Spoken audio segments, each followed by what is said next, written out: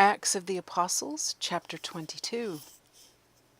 Men, brethren, and fathers, hear ye my defense, which I make now unto you.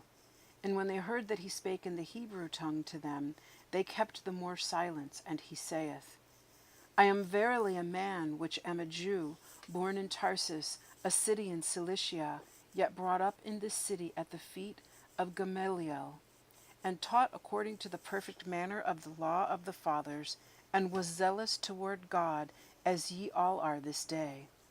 And I persecuted this way unto the death, binding and delivering into prisons both men and women. As also the high priest doth bear me witness, and all the estate of the elders, from whom also I received letters unto the brethren, and went to Damascus, to bring them which were there bound unto Jerusalem for to be punished. And it came to pass that as I made my journey, and was come nigh unto Damascus about noon, suddenly there shone from heaven a great light round about me.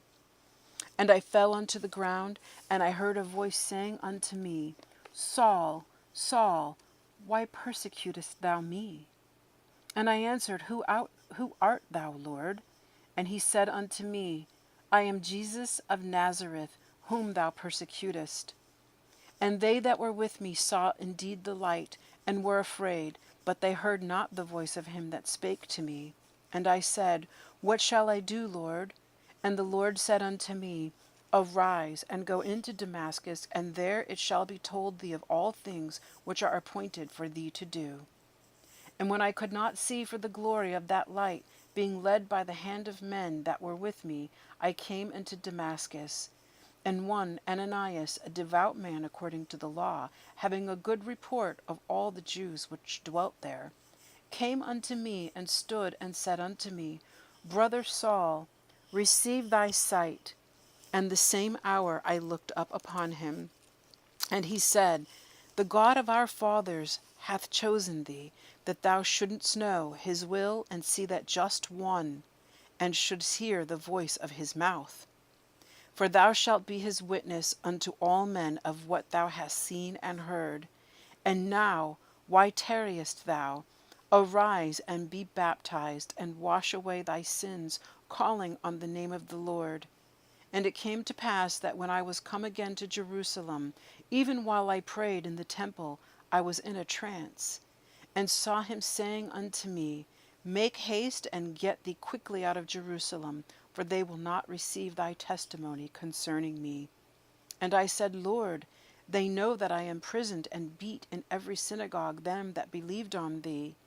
And when the blood of thy martyr Stephen was shed, I also was standing by, unconsenting unto his death, and kept the raiment of them that slew him.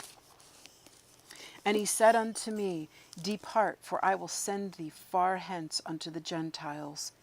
And they gave him audience unto this word, and then lifted up their voices and said, Away with such a fellow from the earth, for it is not fit that he should live. And as they cried out and cast off their clothes and threw dust into the air, the chief captain commanded him to be brought into the castle, and bade that he should be examined by scourging, and he might know wherefore they cried so against him. And as they bound him with thongs, Paul said unto the centurion that stood by, Is it lawful for you to scourge a man that is Roman and uncondemned? When the centurion heard that, he went and told the chief captain, saying, Take heed what thou doest, for this man is a Roman.